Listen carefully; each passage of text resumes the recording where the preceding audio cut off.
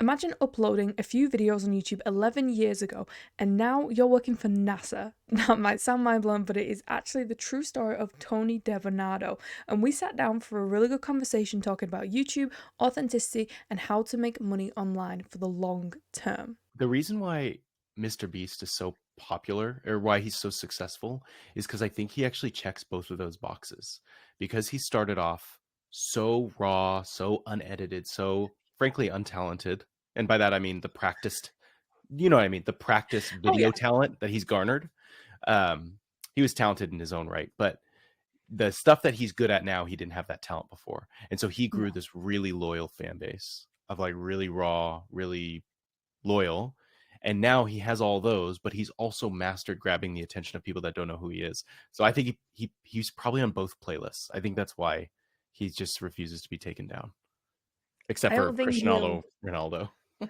Yeah, I wanted to talk about that because obviously that's what everyone's talking about. And I'm trying to get someone who's in the sports world, like really like in it, to get on an interview because I'm like, you are the kind of person that I want to pick your brains of because YouTube and sports at the minute are going hand in hand with growth. And I'm trying to find someone who is Hmm. deep in that sports world. If I can get a Kelsey brother, I'll be so happy. All right, I'll brainstorm a little bit. I'll let you know who if I know anybody that can fill that. Yeah, The Ronaldo move's interesting, but he's been such a smart marketer in terms of sports stars with marketing and social media. I yeah. feel like the first person to do that was David Beckham back in the 90s. He was doing Calvin Klein, Givenchy, like all of those like big campaigns. Hmm. He was the first kind of British footballer to do that. Then Ronaldo came along and went, I'm going to take your formula and make it so much bigger. I And I think think sports YouTube's now the sports gateway to the end of his career. Yeah, which is okay. Like Oh, let him yeah. do what he wants at the end. I think it's really interesting because YouTube obviously has a really diverse population, but at the same time, a lot of us that grew up playing FIFA, like Yeah. a lot of us grew up playing FIFA, we now watch streams of FIFA. We got into other video games. We watch a lot of streams. We're on YouTube a lot. I was one of those kids. And so like when one of your favorite sports players, he's not one of my favorites, but like he's obviously the one of the world's favorites. When Yeah. he gets on the platform that all of his fans are already on, it's kind of expected. So I don't think it's a surprise. It's just more of like, yeah, I see how that could shake out. Obviously, many other reasons, but Money being probably one of them, but I'm yeah, surprised that yeah. you play FIFA. FIFA in the American market is small because you guys have No, Madden and Madden's. Is we it that we shocks love me? FIFA here. We don't watch soccer, but we play FIFA all the time. So since you're saying you're an OG kind of YouTube fan and stuff like that, who was your first YouTuber that you fell in love with that you'd show up every single week for to watch the content? So I wasn't huge consumer right away. I would get on and like if there was a game we were trying to learn, I'd watch some streams. If there was, it was here and there, and I'm still not a huge consumer. I have to separate it quite a bit because in order for me to be able to create, I cannot get in consumption mode for too long. I think I don't know if people can do both. I don't understand it. Um, but for me, it was Hank Green. You know Hank Green? Yes. Yeah, he was Yeah. the first OG where I was like, everything he puts out, I love. Every project he's part of, I'm obsessed with. And then obviously, I actually became more of a follower once he went through his cancer journey because I mean, if you already love someone and then they go through something that intimate and they let you in on it, I was like, we were tuning in every week. Now, I never tuned in weekly to any YouTuber ever. It's not something I did. I mean, it's a normal behavior. It's just not me. But it's probably Hank Green was the first one that I did because I actually started YouTube making science content. I didn't start YouTube. Really? Yeah, I have a master's in astronomy.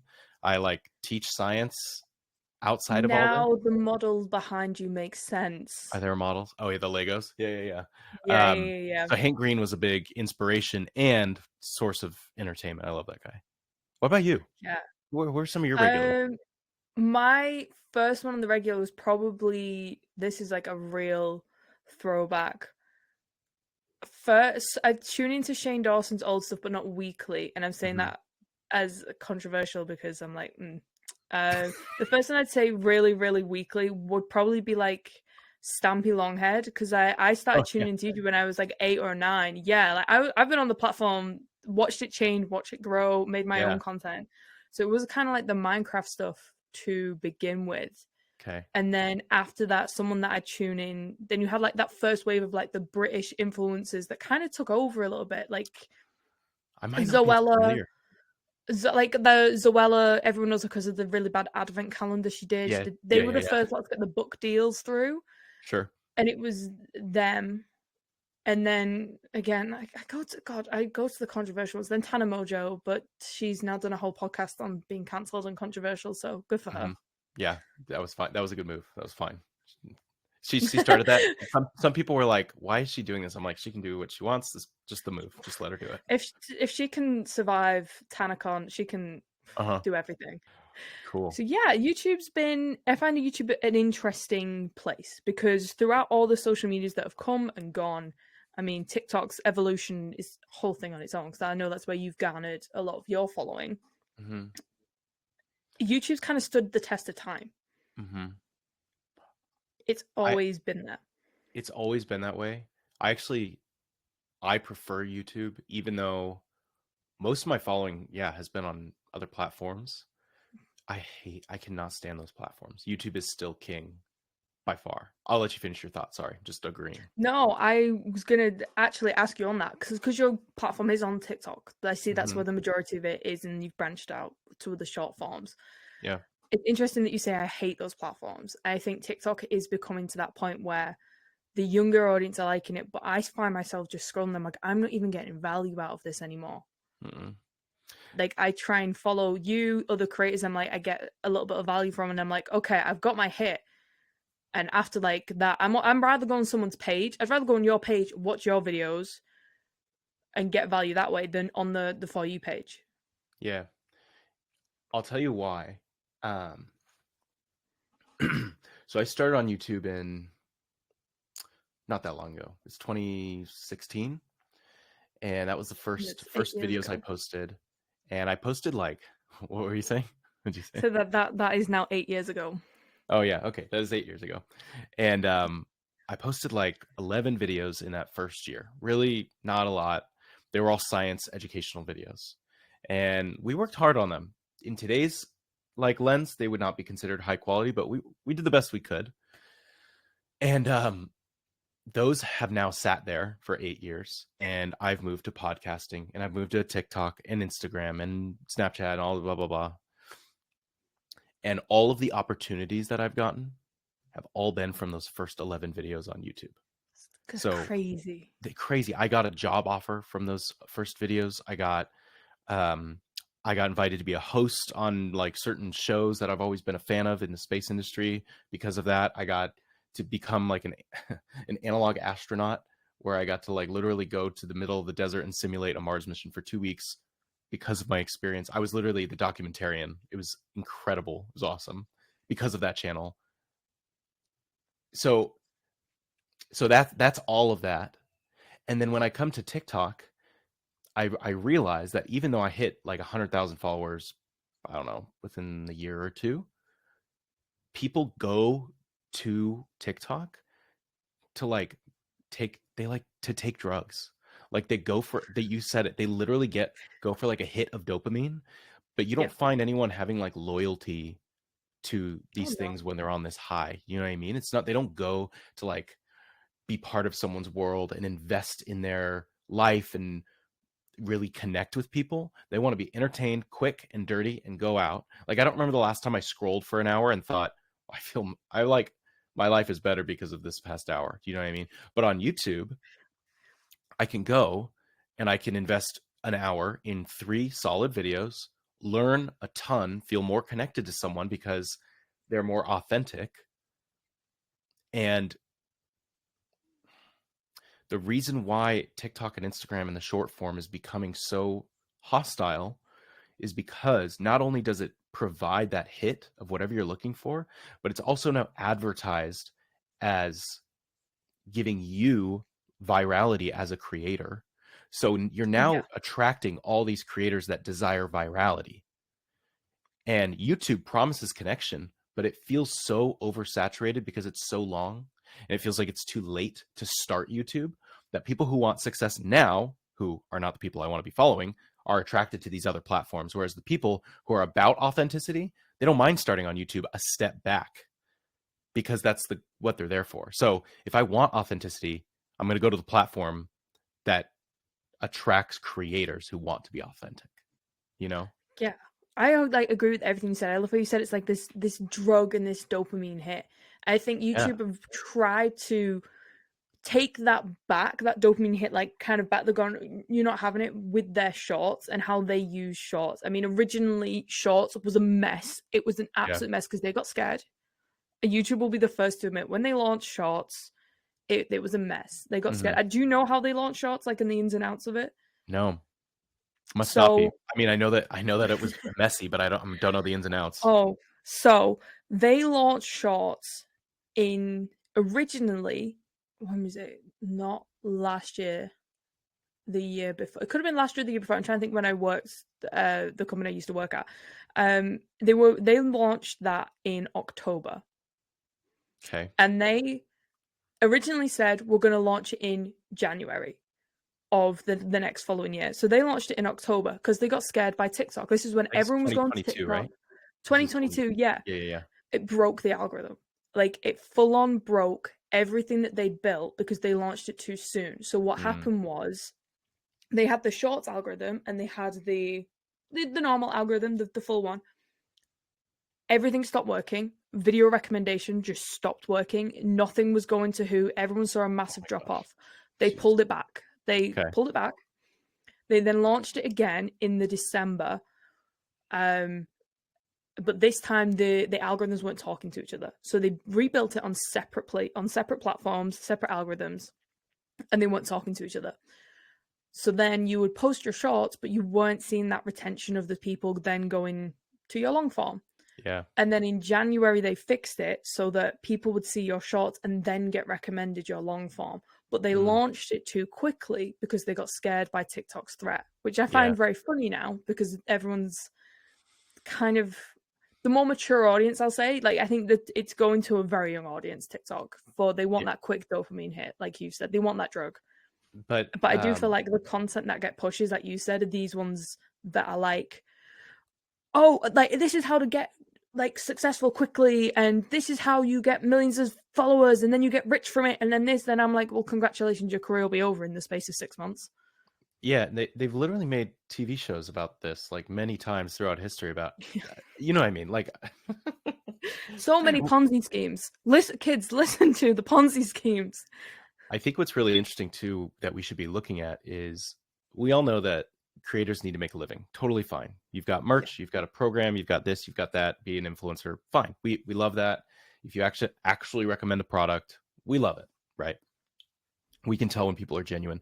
But if you look at Japan and China, over the last like 3 years, most of their commerce has been moved to their TikTok equivalent apps. Like their Ooh. social selling is all through there. And then they use that as a proving ground, and now they're trying to move that to the United States, and they're trying to make TikTok Shop overtake Amazon Yeah. essentially.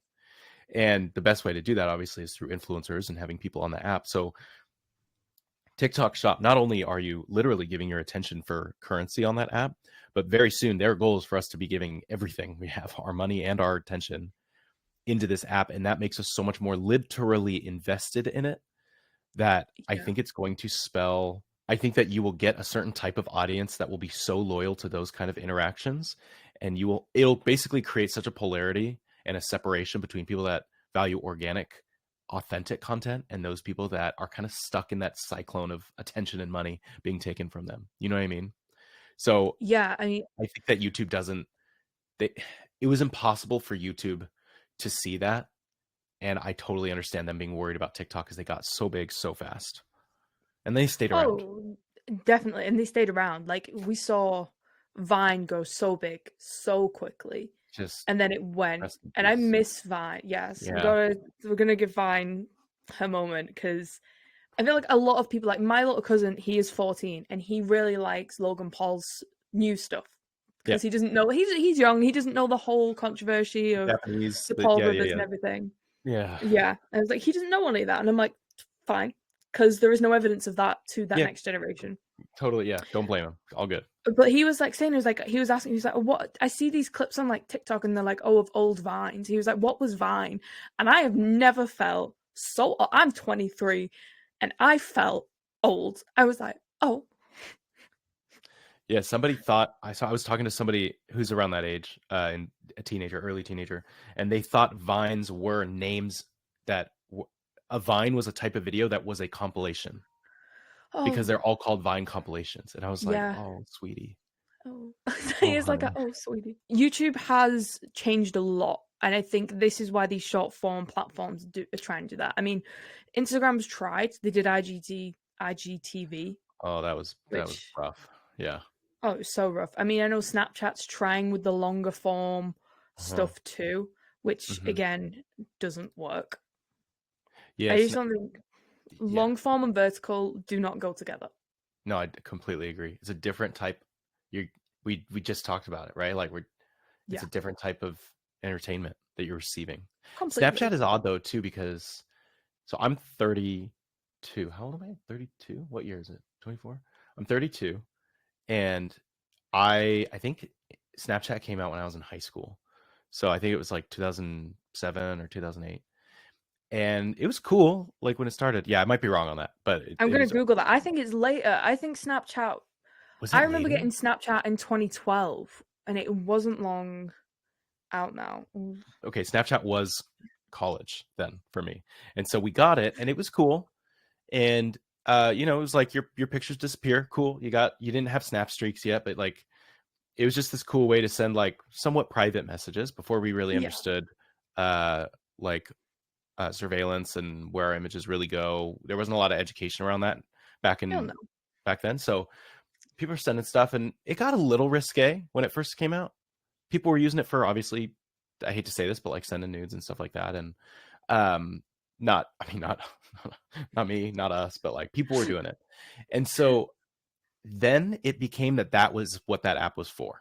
And so Mm, all of us stopped using it. Like it was just a bunch of people that used it for that. A bunch of couples would use it, and like most of us offloaded off of Snapchat. And then it resurfaced like I think like 5-7 years ago. It got this big yeah. surge again. And my wife and I'm sorry if this is like not what you typically No, no, talk no. about on your show. Let's talk about it. My wife and I learned that like middle schoolers were now sending nudes like it was regular. Like Oh that yeah, was crazy for us to hear because we were still we were so much more innocent when I was in middle school. But like, and they were all doing it through Snapchat. Most of them were doing it just over texting, and now Snapchat had this full resurgence, and now people use it as their main platform, and we're like, you mean that one that came out when we were in college? And I don't mean to be like, oh, back in my day, but um, we all wrote it off because we're like, oh, it's only going to ever be used for like inappropriate images, and yeah, that's it. And then Ty Lopez took it over, and all of us hated Ty Lopez back then. He's really redone his image, but he was just the viral crack that all of us hated back then. And when he took over Snapchat, he was like the most followed creator. All of us just got off, to be honest. And now it's back. Now people use it to actually be social, which is cool. But it it is wasn't always like cool. that. And I have to say, they're making hella money on Snapchat. You wouldn't think it. Snapchat Yeah, is the platform that like these even young creators are making so much money. I'm not surprised they're putting like 70 stories on yeah, because the clicks per stories are insane. yeah. I'm not saying to everyone go to Snapchat because don't, it's a No, shit platform. but it all comes down to like when we talk about timing. The people who are on Snapchat now are loyal to a certain Yeah. brand of influencers, and like you can't just like, oh, I'm a business owner, I'm gonna try and get my digital footprint bigger, let's go on Snapchat. No, like nobody will care, nobody watches you. Just the same reason why certain people are way more popular on certain platforms, like people on TikTok that try to go to YouTube fail most of the time because nobody cares Yes. about being honest, being like having authenticity in a relationship with them. They have a purpose for them, and that is quick entertainment. So Yeah. yeah, Snapchat is very interesting because people have garnered that for many years, and they deserve it. If something's to be deserved, they It's do. something to be said, but I just want to talk on that. Like you saying there on the people from TikTok don't want to, they can't go to YouTube because the people want that quick dopamine hit. I think the only anomaly with that is is it Cover and Alex Warren, who does like music now? He was in the Hype House. Oh Um, yeah. they just got married. They did like a whole Yeah. their wedding, and no one was meant to be filming it, but that one girl did or something. That's what I know from their wedding. Yeah. I think in terms of TikTok influencers, they are the only ones that I can think of. People are really invested in them as Yeah. people that they Uh, can get away with the shift. But a lot of people, when they're doing short form, their goal is always to get to long form. And I said this when I was talking to someone else. They go, "Oh, what can I do in long form?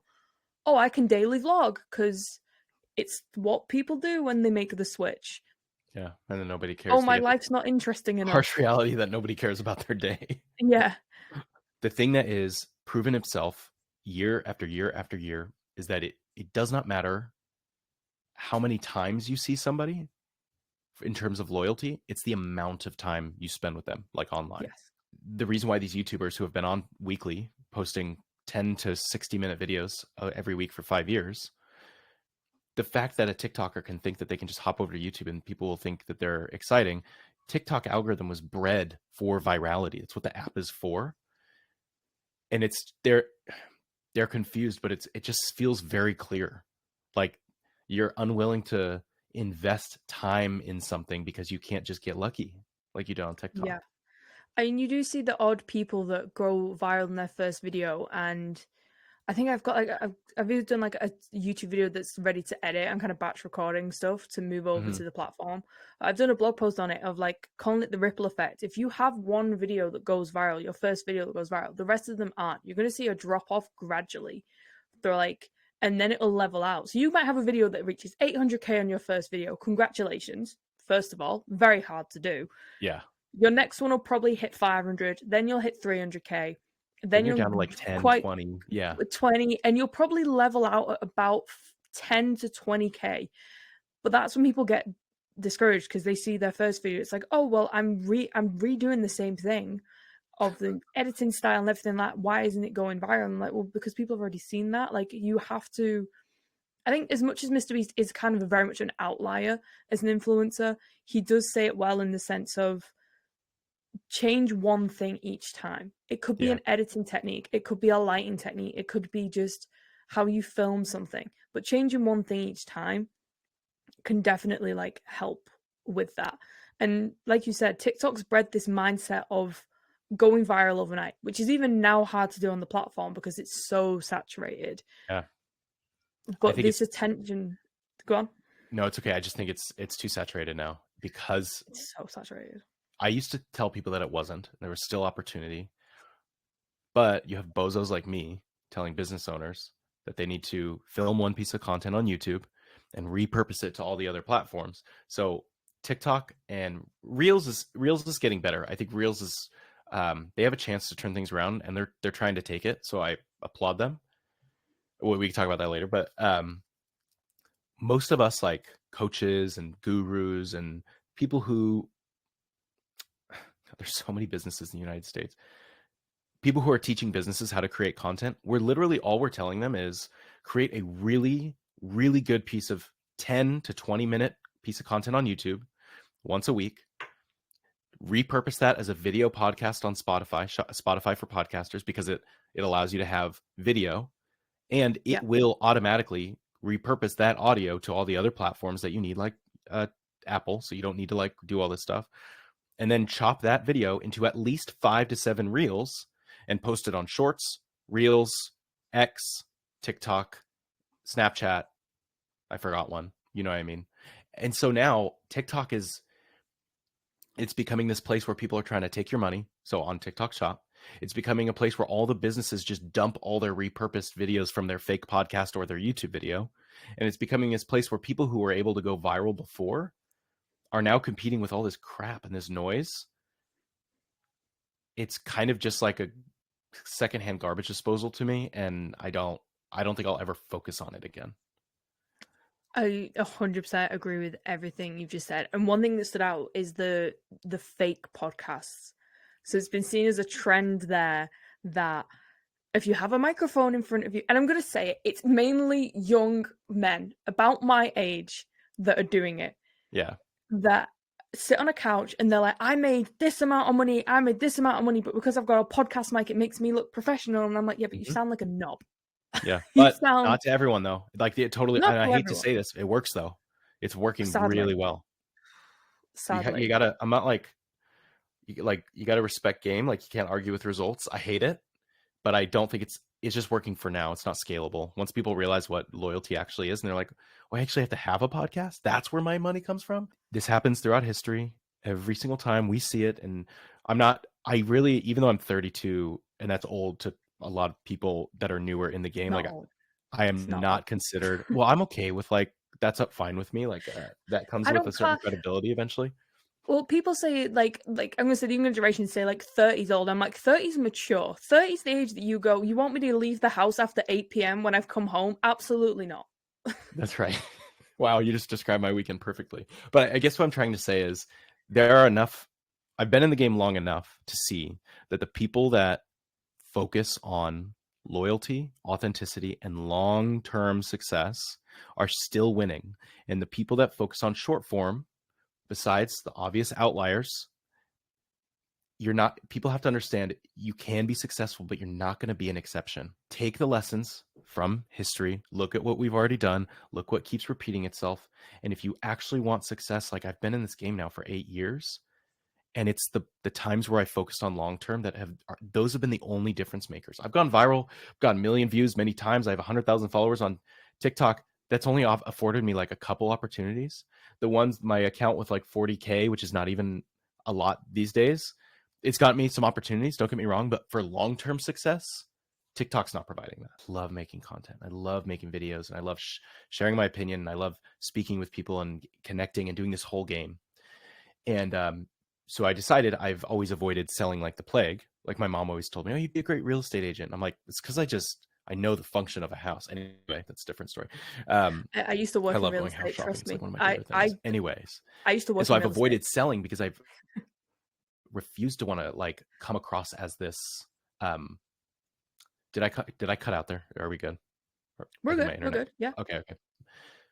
I didn't want to come across this like slimy used car salesman. You guys probably have the same like illusion there in England, right? Like, um, am I saying that right? Is England, or should I Yeah. say specific area? Okay. I always get confused. You I went to go Manchester England, once, and people. Great Britain, UK.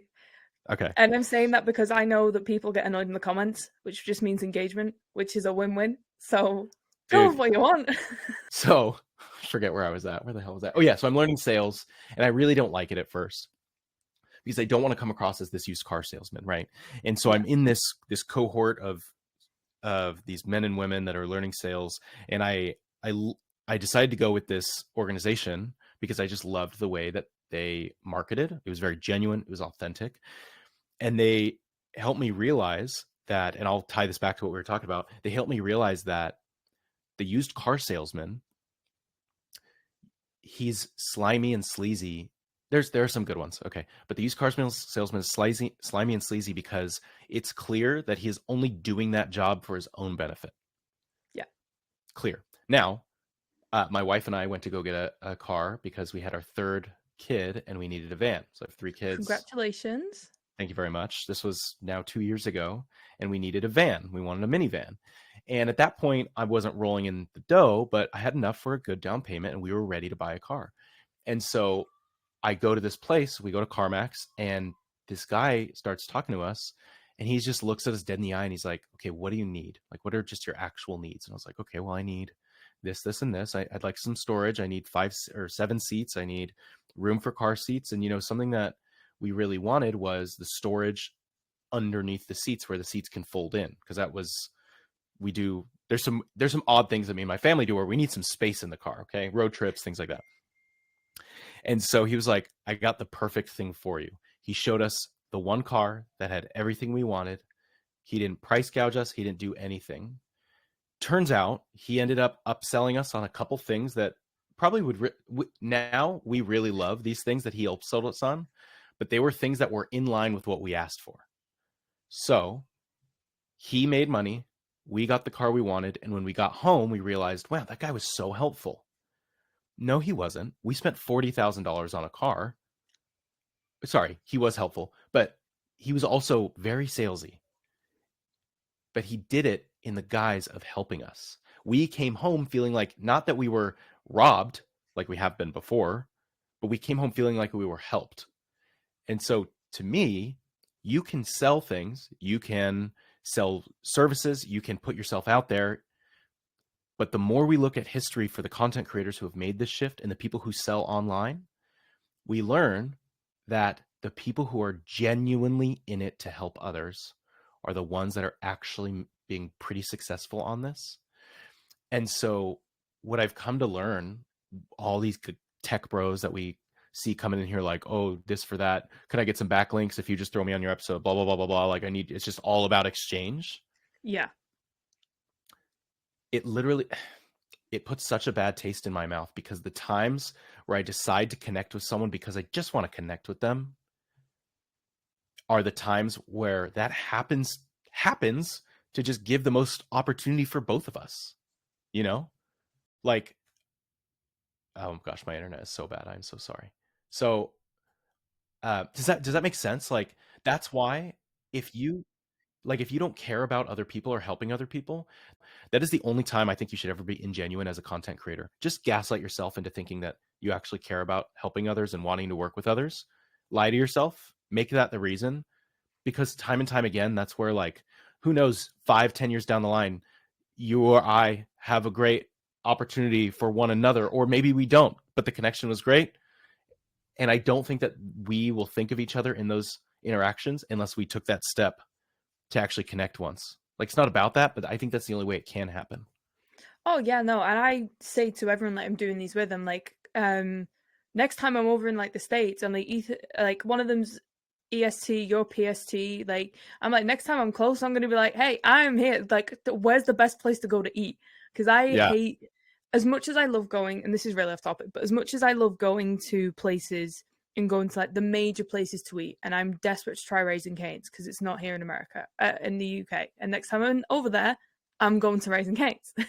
Okay, well, Raising But I Cane's, you love have to know the talking. chicken is absolute crap unless it's with the sauce. The sauce makes See, the this is what chicken. everyone says. The Yeah. sauce has gone. Yeah, the Yeah. sauce went crazy. But Yeah. even like in places in Europe, I love talking to the local people, Mm-hmm. getting that connection, and then asking them where's the best place to eat.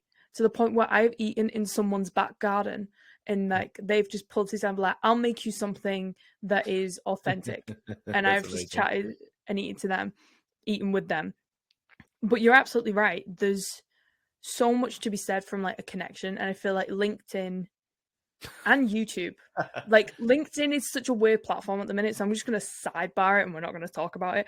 But building those connections with people lasts you a lifetime, Mm-hmm. and not just, like we've talked about this virality a lot.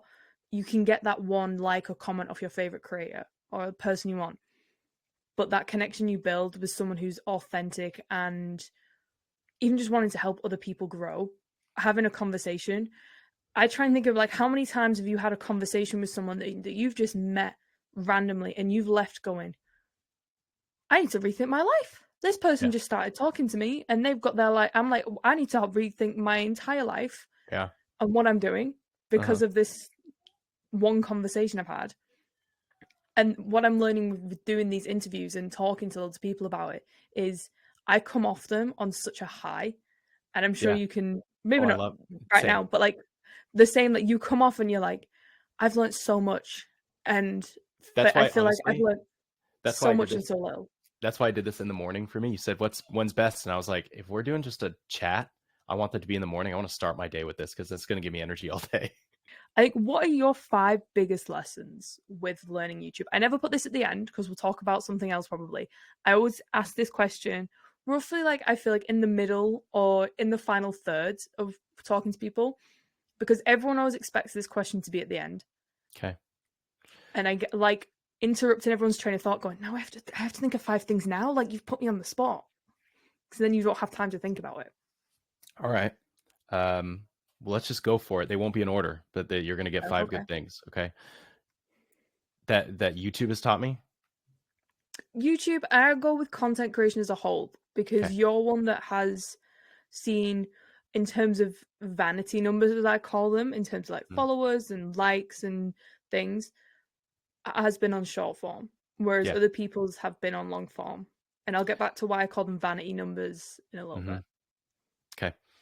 Um, Fantastic. Okay, number one, let's just go with I think the biggest thing is, while I'm a huge fan of quality, huge, like this space behind me, when I turn on the nice camera and I get the lighting right, it looks like a professional studio. It's just like some crappy curtains that I haven't ironed yet. You know what I mean? You iron your curtains? No, not iron, steam. I have to throw 'em- I'm I have to still like, shocked that you steam your curtains. It's well, I just throw them in the dryer. So I got them from Amazon and they were all folded, is what I mean. And so I have to throw them ah. in the dryer with like a cup of water and just steam them like that, and then I'll, you know what I mean? That's what I mean. I thought you meant full on there, like preparing them like a professional steamer No, as no, your no. kids are running around. I just need the fold marks to get out of it. That's all I need. I need to do it once. Um, I obsess over quality because I enjoy it, but I think the most important thing above all else is consistency. And Yes. people think that it's because of the algorithm that YouTube's going to punish you, or, if you don't post consistently. But I want you to think of like your favorite TV show. I want you to think of, I don't even know what's good right now. I'll do mine. My favorite TV show is Peaky Blinders. Okay. Absolutely. I think it's God's Ooh. gift to the world. I just think I literally, by the last season, I was smoking a cigar and sipping whiskey while watching it with a fan blowing the stuff out of the, it is oh, thank you. Next time you come over here, Yeah. you will have to message me and I will take you to the Peaky Blinders pub that is in Liverpool. There's also one Okay. in Manchester. And where I used to work in Manchester, they filmed a lot of it behind our offices, in the back streets. And you're probably like, this is this scene. And I'm like, yeah, it's a back street, yeah. Yeah, it's just there. So yeah, Oh I my will gosh. have to you will have to make a trip Okay, if I'm and I in will take you to Liverpool, I've been to Manchester, but if I go, we walked by the bar in Manchester, but the yeah, line was out the door. There was no, we couldn't even. yeah. Okay, I will. I'll make that mental note. Let's say Peaky Blinders before the streaming platforms. Let's say it came out on some channel. Gosh, people don't even remember this, but shows used to only be on. You could only watch them at one time. Yeah. Oh yeah. I saw a this was it in Facebook, I think it was a Facebook video. And this guy came in, he was like, I put on this movie for my kids and it had commercials on it and they went, Yeah. what we have to like what it's like a film break, like a break from reality. And I Yeah. was like, these kids don't know what commercials are. I tell my kids that commercials, because we only have streaming platforms. We don't have cable, because it's too expensive here. And it's like not even worth it. And so a commercial came on. They're like, what is this? And I was like, this is how you pay for the show. And they're like, what? I was like, yeah, you have to pay with your attention. And that's how you're able to watch the show without paying any money. And they're like, oh, all right. And I'm like, cool, we're just going to mute and you guys are going to play with something else, some toy, or go to the bathroom. It's just a crazy relationship. Anyway, let's get back to the 5 things. What if that show, that your favorite show, you sat down at Thursday at 8 o'clock, you turned on the TV and it just didn't come on? No explanation, nothing. Your trust in that show would be so down that you might abandon it if the show's not great enough, right? For me, if it was Peaky Blinders, I'd be like furiously trying to do this. But if it did that over and over again, like happened once in season 1, 3 times in season 2, I'd be like, screw this. Like, I'm just going to watch a compilation in 10 years. You know what I mean? I'm just going to Yeah. watch it all after it all comes out. So that actually happens on YouTube, because even though a lot of the views that we get are from people who are just searching things, like if you can get SEO right, people are just searching things, but the majority of the growth on YouTube comes from people who look forward to your content and tune in. It's true in every single niche, industry, everything. So if you are not consistent, like if you're trying to focus on high quality but you're not consistent, you're not going to experience growth, because people want a reliable source of whatever they came to you for. They want to see you and be like, oh, this video came out at 8 o'clock on Saturday. I'm going to try and come back on Saturday nights and see if I can watch it that night in bed. If your video's not there, it's like, well, screw that. He's not going to come through on that. So consistency, number one.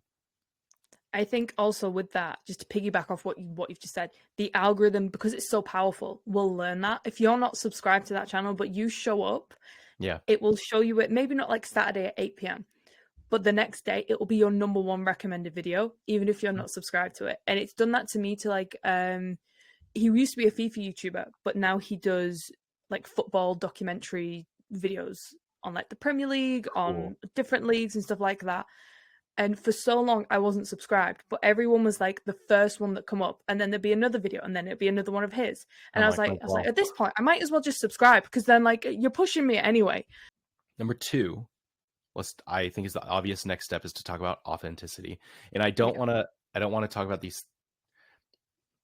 I feel like what I'm saying isn't new, but I really want to provide new perspectives as to why these are definitely the case. You mentioned my TikTok, and so for those of you that don't know, times have been tough in all around the world. We're all trying to find different sources of income, and so we're trying to find different sources of income. We go on TikTok, we go on Instagram, and we see this affiliate marketing fad going on where people are selling these online courses, they're selling digital yeah, marketing courses, they're selling all these sorts of things, Facebook ads, all this stuff, where if you learn it, you can become an affiliate and get commissions off every single purchase, right? So all of these courses, these online courses, everyone just wanted to make this sale. So they would come in and say all these nice things. I don't have to tell you, you had this idea first, right? People had all these nice things to say about these courses, but nobody was talking crap about them. And I'm like, well, there's got to be something scammy about these because they feel scammy. So like, what's the oh deal? yeah, And so I went on, I reviewed 3 programs because I thought if nobody is talking poorly about them, maybe that's an opportunity as a content creator. Sorry, and maybe I have to spell that out. Maybe that's an opportunity for the content as a content creator to stand out. And it turns out it was. And I got on, I reviewed 3 programs, and all I did was press record. I didn't edit it too much. And I was like, hey, here's day 1. I'm starting this program that I think is a total scam, but nobody will say so. And here's what I'm learning day 1, day 2, day 3. And I was so authentic. I didn't ask for the sale. I didn't sell it. There was no link in my bio. And I got like 2,000 followers in like 2 months, which is okay in a weird niche. And because of that, I was able to then insert myself as credible because I had all this trust in people. yeah, So for sales, fantastic. For normal content creation, like if you're on YouTube, we all see these polished ChatGPT scripted, like light studio crap. In reality, you listen to the video and you're like, you're just repeating something that everybody is already saying. And so I think that when people realize that they are truly unique, then I think that authenticity actually becomes the only way to succeed on these platforms. Once people realize that, then they're kind of like they're free. You know what I mean? yeah.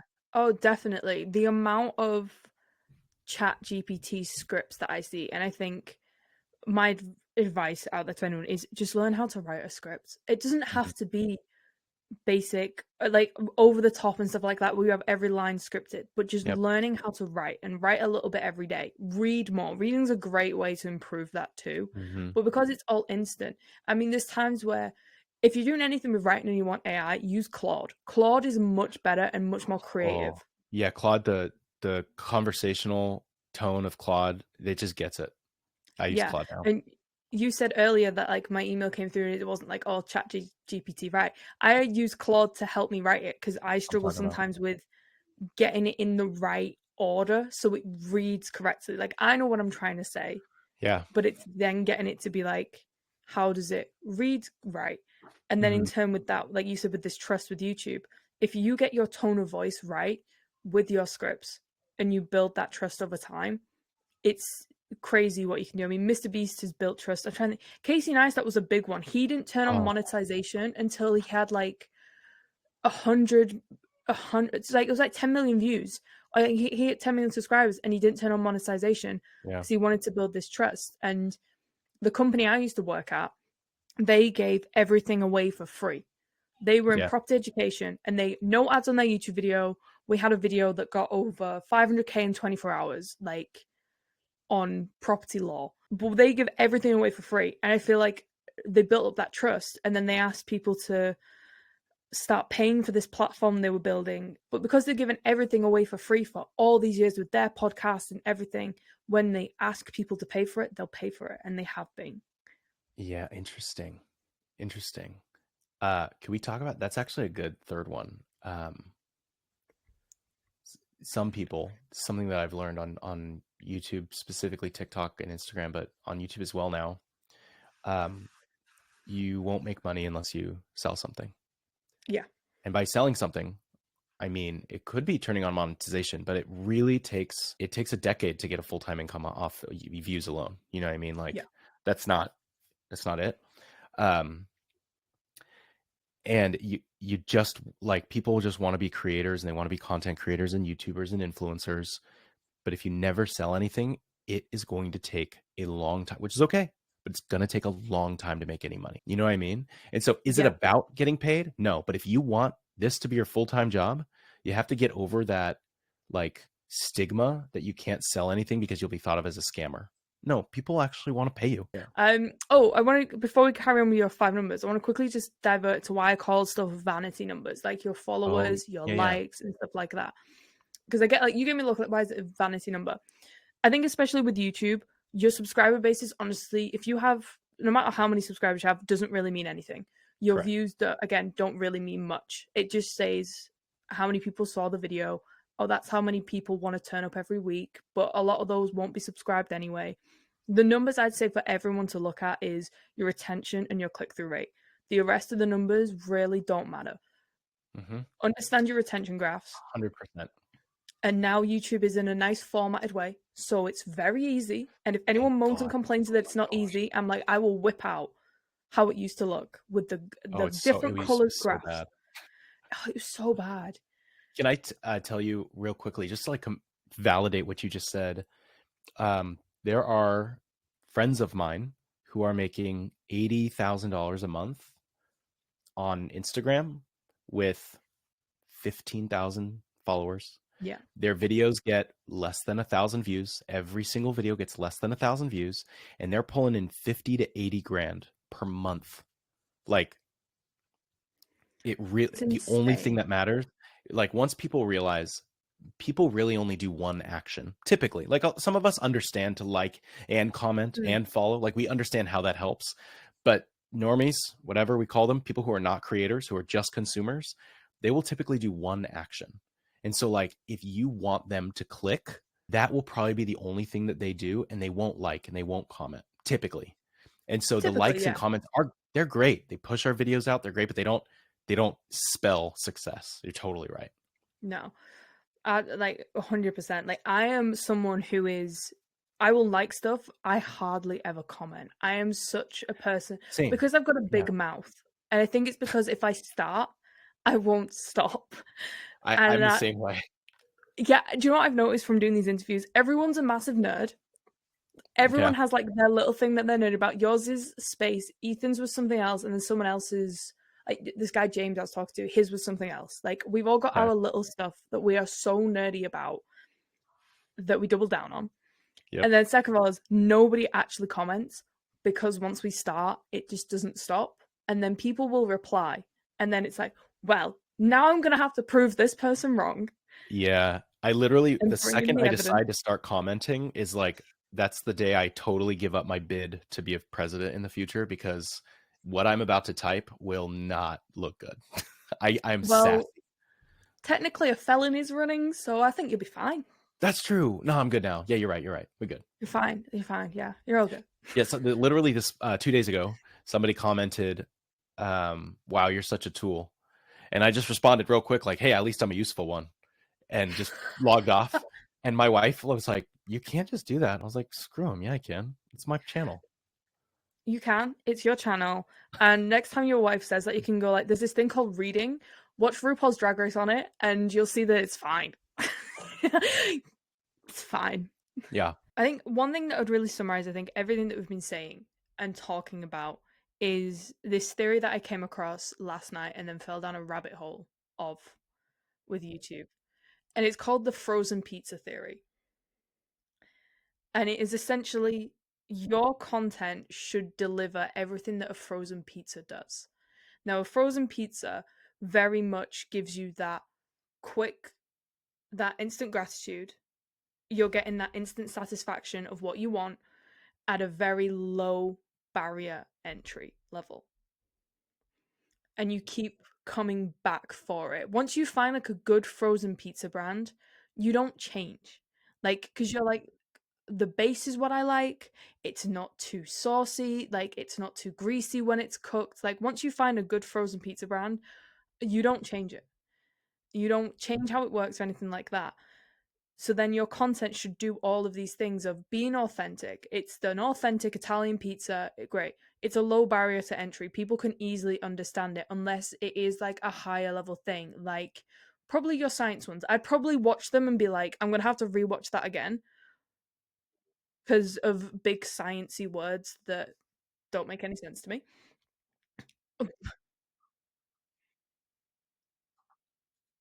No.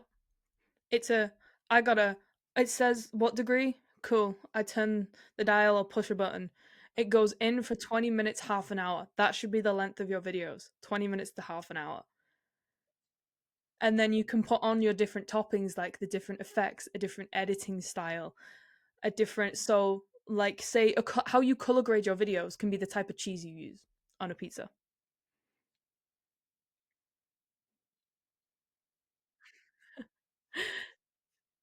I came across it last night and it was actually it was on some podcast about some girls saying I'm gonna about dating men that just fill your satisfaction needs and not actually what you want.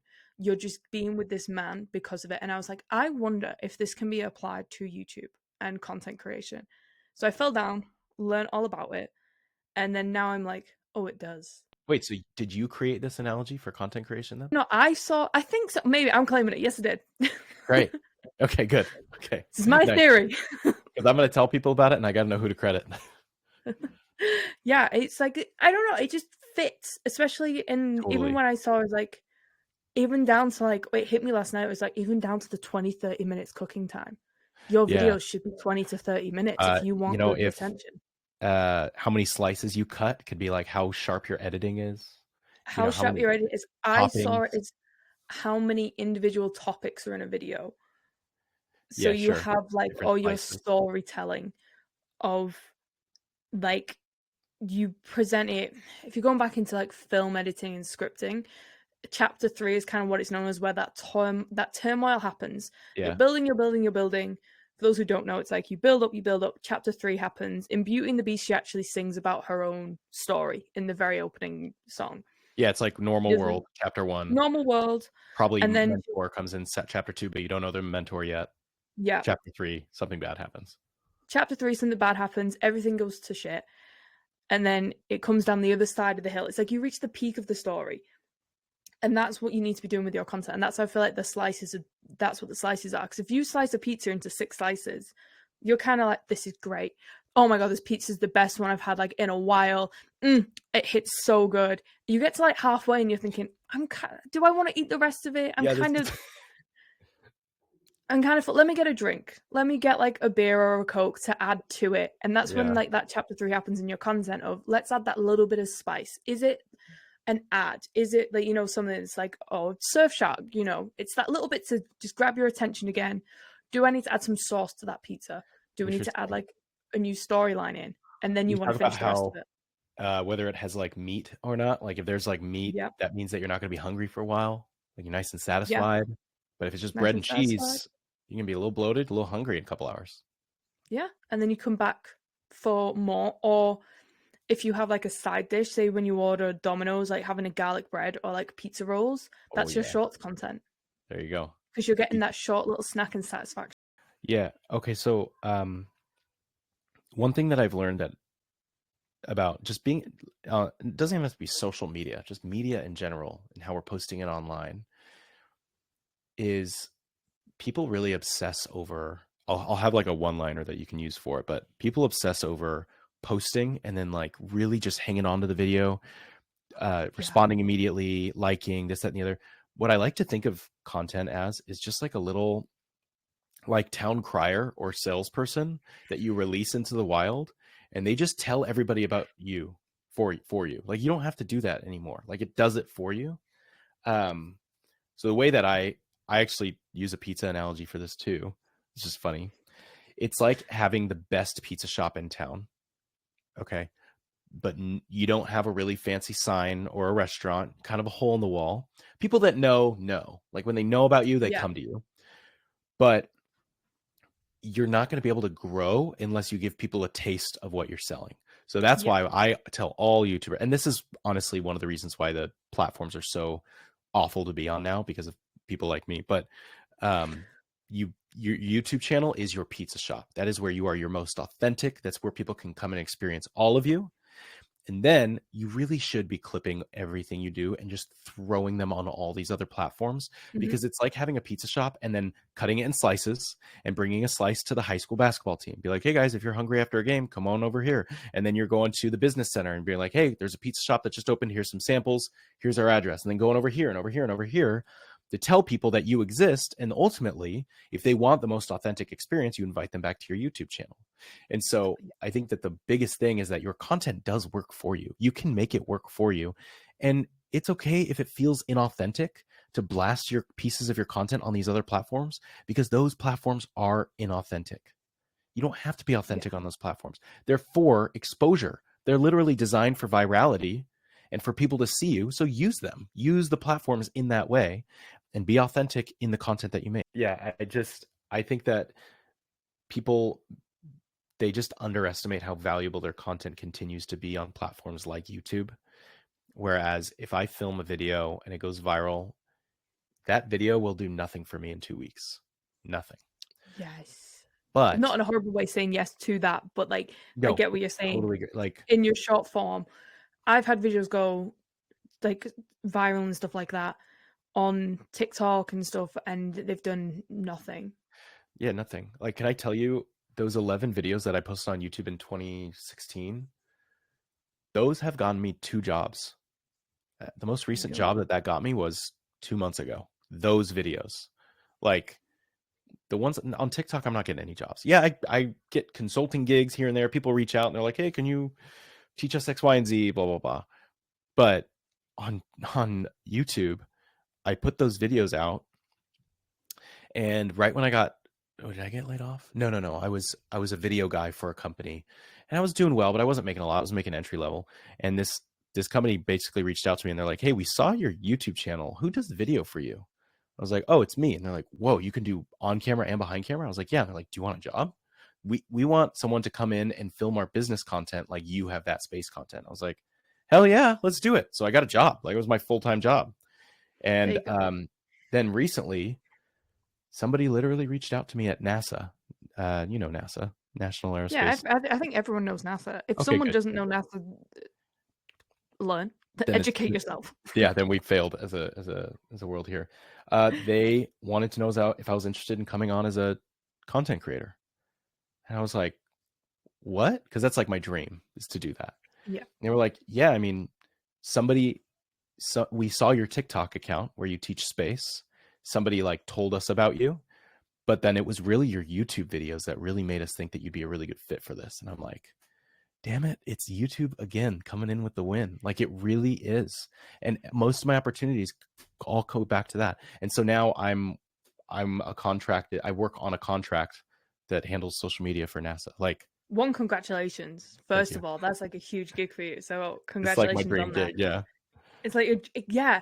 And all of the, like, I've had YouTube channels on and off. Currently, there isn't one because I started the blog and I was like, cool, let's make content out there. Let's do YouTube stuff like that. And then life happened. Life got really busy. Yeah. So it was like, that is not the right place for me at the time. And I feel like this is a skill that you get as you get older. And it's just learning where to put your time. And I was like, I can either stretch myself thin and doing a blog post a week and then trying to make that into a YouTube video and editing and filming, because it's hard when you're doing it on your own. Yeah. Or I can step back from YouTube, as much as it is the platform that I love and have done for years, and focus on that. But from that, even in the past, YouTube has been the thing, and having those conversations about YouTube, people have always, even if I haven't got a chance to show for it, they're like, oh, you really know what you're talking about. And like you said, it's that YouTube that's coming back, and I'm like, oh, cool, to the point where it's got me jobs in like 9 to 5. Maybe there is, even in like our heads when we're helping other people and businesses grow, we're like, maybe there is something to this YouTube stuff. Yeah, go figure. Go figure. We're telling everyone else this. We've been putting it off for long enough. Yeah, do you know what? That is something that I thought it was just me. But the more I talk to people like-minded with me, myself and you, and doing this strategies for businesses and stuff like that, the amount of us that know so much about it and can help other people, but whenever we do it for ourselves, we don't put as much effort in, Oh, dude, it's and then it hard. doesn't work. It's because those results don't reflect on us at all when we do it for other people. Yeah. Once we do it for ourselves, we're like, we got to back it up now. Yeah, and I feel like then we all get discouraged, but then we can go and help a business or a friend or anyone, and then oh yeah, no, they're like really successful now, and you're like, yeah, that was thanks to me that that's happened, but when I do it Yeah. myself, it doesn't work. So I'm like, am I a fraud? I've actually been dealing with this quite a bit because I don't really so I love being on camera. I love having conversations. But the background stuff is really difficult for me to sit down and just do, like the SEO and the analytics. And when I'm doing it for a company that's obviously paying me, I can do it, but I'm not paying Hmm. me. Like that's tough. It's not self-motivating work. And so for me, I if I want that to be successful for my own business, that work will make me hate my business or hate my efforts. And so I will actually have somebody else do the things I don't like if it's for me, because then it'll ruin it. And that's just the way it is. And that's okay. Like it's That fine. is completely fine because you've also got to. I can't remember which book it was that I was reading. Oh, Make Time. Hmm. I can't remember the authors, but the book's called Make Time. Because of that book, I deleted Facebook, Snapchat, and Instagram for like Facebook. I only got back this year after being off that platform for 7 years. Yeah, This I book just has found made out me people sad. still use Facebook. It blew me away. Like Yeah, I got off Facebook in I don't know, 20 how old was I? Maybe 2015. No, 2012. I got off Facebook. And I it just was got just a bunch of Facebook in old people, 2012. like, but it was just like we used it to people shared parties, like addresses in college, and then we just used it to keep in touch with old family. And then all the boomers took it over and we're like, well, we're getting out of here. We're not going to be on here. So I just hightailed it. And then recently I was getting back into media for my own purposes, and they're like, well, you're going to get on Facebook? And I was like, no, I don't need to talk to any family members. And they're like, you have to be on Facebook. I'm like, dang it, I I love it. know. I know. At work, the place I'm at now, they're like, "Yeah, no, we really want to push the Facebook," and I'm like, They're like, you forget Meta owns the entire world. Like, you forget this. Like, "I yeah, right. know," and it's so annoying. Have you heard of the Pareto principle, the 80/20 principle? I haven't. Oh, you're going to love this. Okay. It's describing Ooh. what you're describing, but there's a framework that outlines it really well. And it says that um, 80% of your effort and your time only contributes to 20% of your success or your outcome. Ooh. Whereas 20% of your time, 20%, that's like your zone of genius, that actually contributes to 80% of your success or your outcome. And so, why are we wasting so much time on these 80% tasks? And the 80% tasks are different for you and me. Let's say that Yeah. you hate being on camera, but you love numbers, just for the sake of this. And I love being on camera, but I hate numbers. So, like, my 20%, which is my zone of genius, is being on camera. But I have to spend 80% of my day doing numbers because it takes me super long. It doesn't actually do much in the business because I'm not that good at it. What if you were to hire somebody to do the 80% and you could just do your 20%? 5 times as much. If that 20% actually accounts for 80% of your success and you got to do 5 times more of it, how much more successful could you be if you just get over yourself and give the tasks you don't like or the tasks that don't give you energy to somebody else? It's awesome. Yeah. It's like once you realize this, you're like, "Oh, I like editing, but I'm so slow and I don't need to do it. I'll just give it to somebody else. It's okay." I feel like that's a good thing as well, linking it all back to YouTube and content. Being boring is a really good thing because you not only you know what to expect from your content, but your audience Mhm. knows what to expect from it. You don't have to do like these really loud, Yeah. shouty pieces of content over and over again. You can do if you want to do one of those like once a month, brilliant. Put it on like a premium feature where they have to be a member and they get that one big exciting video a month. So then you get that extra bit of money in there.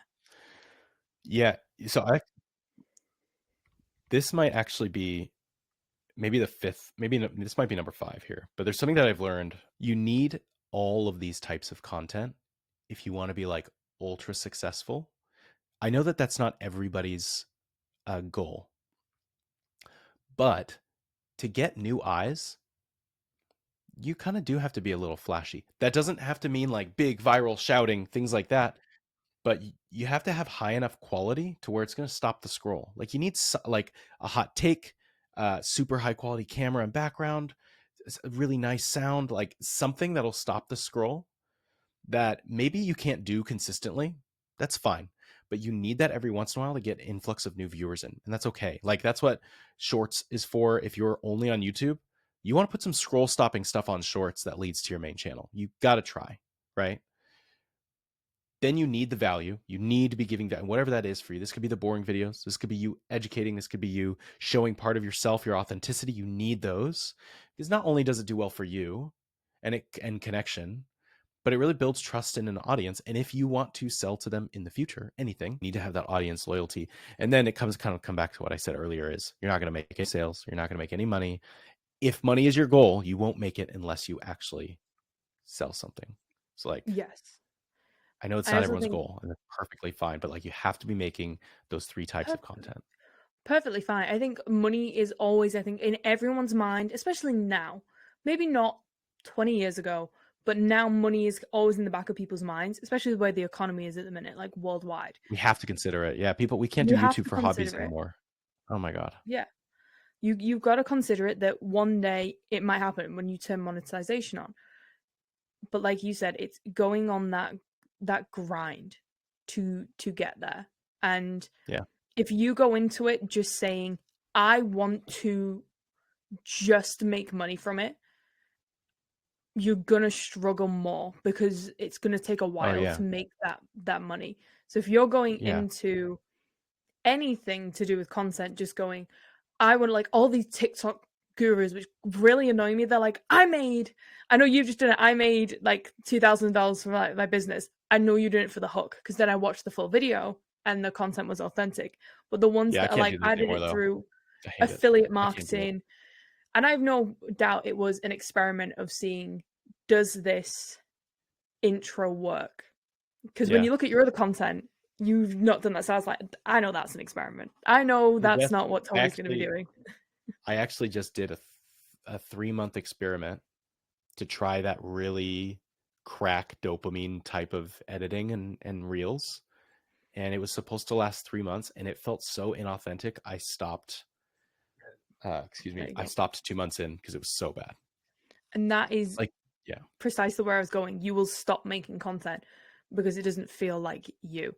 Like you said earlier, make that kind of, if you're going to be like that, make that in your brain and become like almost a character Hmm. of this money mogul and become that person on camera. Be that Yeah, as a character. totally agree.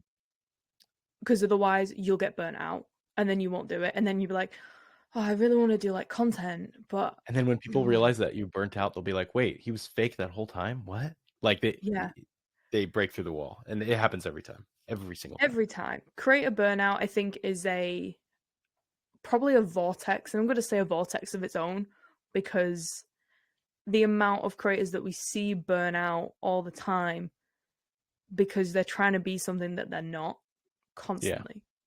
yeah, And it's that's not constant. how it's constant.